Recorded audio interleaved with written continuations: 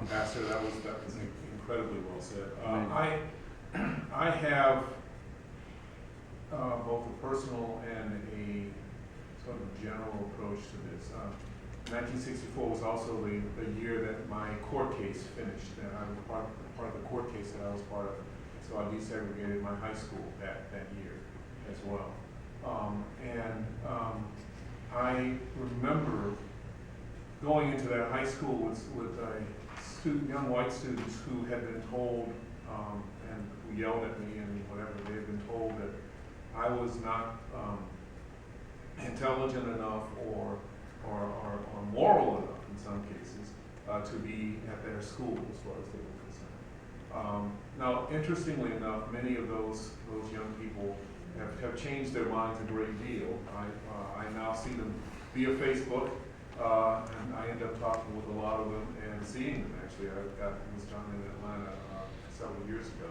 Got a chance to talk with them and see what they're about.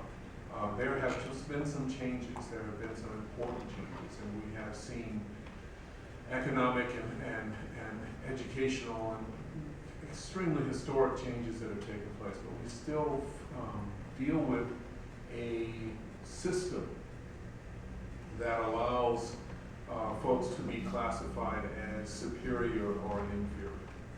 And we have not broken through that in a number of ways. And I think some of the things that we're seeing in Ferguson are good examples of that. But I've got to say that one of the biggest issues for me in Ferguson is the fact that the low voter turnout there. I think the percentage that I heard was under 10% American voter turnout in a town that has 60 or 70% African American.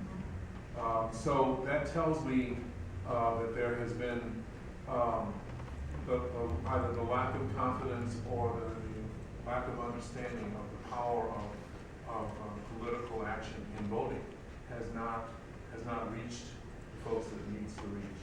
And so we still need to have that not just in Ferguson but across the country. We see that as the case. So I think we're going to start to see a change in that approach, and I hope we'll see folks begin to recognize that they in fact all have to be involved. We all have to be involved in order to make things better. It's not just one or two people. It's not just folks who are standing in front of a rally or a parade. It is the folks who are daily making that point. And that was what was in my view behind a lot of the effort that we saw in terms of the Voting Rights Act and the Civil Rights Act coming to bear, is that we had people who never went up on plaques.